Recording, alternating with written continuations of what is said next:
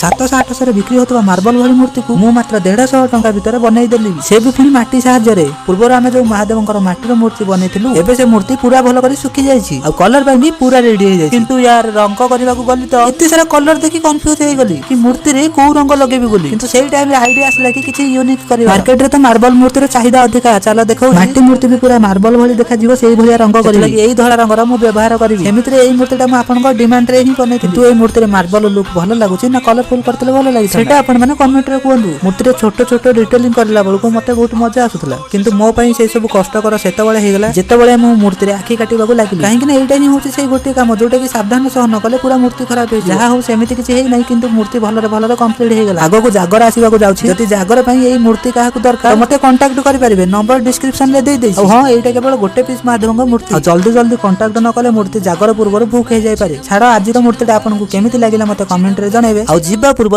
हर हर महादेव निहाती लिखिबे जय जगन्नाथ।